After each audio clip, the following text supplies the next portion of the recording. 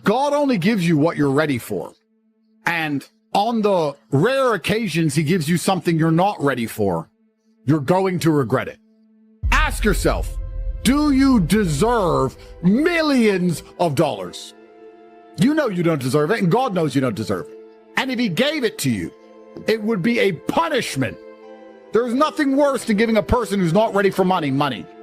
You know, I wasn't even rich till I was 27. And I think back and I thank God I wasn't rich when I was young. Because if I got rich before 27, I wouldn't be strong like I am now. And that's worth more than being rich. And I wouldn't have the lessons that I say to you on all these emergency meetings. And that's worth more than being rich. I like all the lessons I had when I was poor, because I have the poor man's lessons and the rich man's money. So if God's decided you need some more of the poor man's lessons, then that is a blessing. So ask yourself a question. If you were honest, do you want a 1% chance of making it today?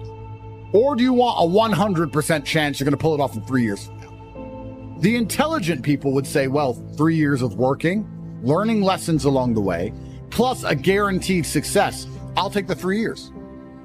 But most of you, if offered that chance, you would take the instant gamble bet, because you are so monumentally lazy that you would rather roll that dice, lose, and sit at home with no prospects, no hope, than dedicate yourself to something for a little.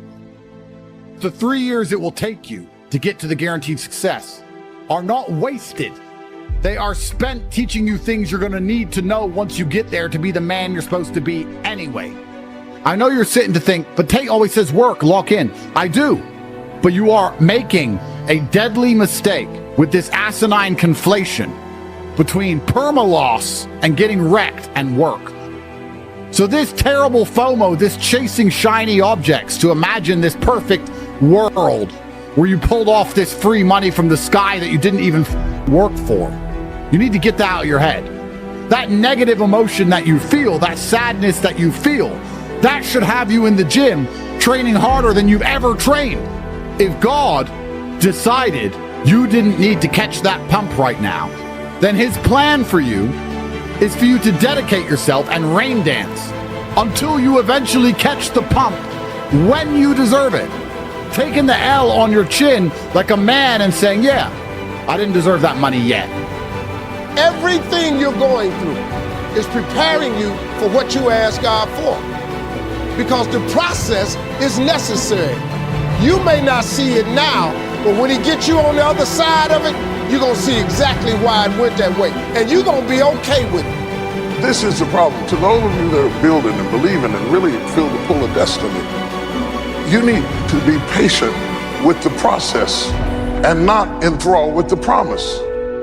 I think that a lot of people don't understand that it's all of the challenges and struggles that's going to make them, it's either going to make or break them. I was sent a study about stress from somebody. It's probably the best study I ever read, and it's talked about the placebo effect of stress. And it said that they took some of the most stressed people in the world, CEOs, etc., and the ones who believed that stress was really bad for them were dying earlier because of the cortisol inside of their blood. And they said stress would be bad for them, they were having heart attacks. But the ones who believed that stress was good for them and it made them perform, I perform under pressure, stress is good for me, they were living longer. So the same drug inside of their blood, how they framed it inside of their mind had different effects on their body. So from that point onwards, even though I already thought this way, I knew it was the right way to think innately, because I've done pretty good in life that way, but this confirmed it. Every time I feel stressed or under pressure, I get excited. It's how you look at the problems and how you use them to fuel you. What's the problem for the average man today? What's the biggest problem? I think there's a whole host of problems. But what you have to do is frame it inside of your mind and understand that all of those problems are going to allow you, give you the fuel and the unlimited motivation that you need to become a successful and beautiful individual if you frame it in the right way. If you take a man and give him a life shielded from problems and he never has any to face, I guarantee you he's terrible at being a man. So the best thing you can do as a man is look and go, okay, this is hard, this is hard, this is hard, this is hard. I feel negative because these are all so difficult. I'm struggling with X, Y, Z. Let me internalize all of that and turn it into a superpower. Let me become genuinely uncomfortable with my situation in life and go and fix things. Because, like I said, the universe is absolutely and utterly very giving. And if you truly hated being in the position you were in, you wouldn't be there very long. I think that the number one problem with with the world today and the biggest problem that men face isn't the problems themselves. It's just the way that they are been taught to mentally frame issues. People think when bad things happen to them that somehow they're a victim to the universe and bad things only happen to me and this is so terrible. They don't understand that bad things happen to everybody. The most successful person you know had all those problems, maybe even worse. At least the same bad things happened to them. They just framed it differently and used it. So I don't pray for an easy life. As a man, 99% of the time you're going to be stressed or annoyed about something that's just happened, currently happening, or about to happen. That's life. We live constantly anxious. We have a lot of things to do. And you either suffer the consequence of the stress it requires to be a somebody, or you suffer the consequence of having no stress because you're a fucking nobody and you work at Starbucks and then you're a no one. There's no escape the eternal suffering of man. So many men say to me, oh, how I don't feel happy. I'm like, so? You think I'm happy? 7 criminal convictions. I got nearly $1 billion. I'm still stressed. I got criminal convictions, work to do. I was up at 6 a.m. I got to go here. I got to go there. I've got to train. I've got to do this. I've got to do that. At what point do you think you've earned the right to wake up as a man and feel happy? Losers have this problem with temporary motivation. A loser will come and say, I really want to change my life. I can't live like this anymore. And they'll mean what they say for about 2 days. And then they're happy to go back to being a loser again. You know, they really want it Monday to Friday, but on the weekend, they're happy to go back to how they were. And that's why they never escape. They never get the terminal velocity required to break free from the atmosphere of mediocrity.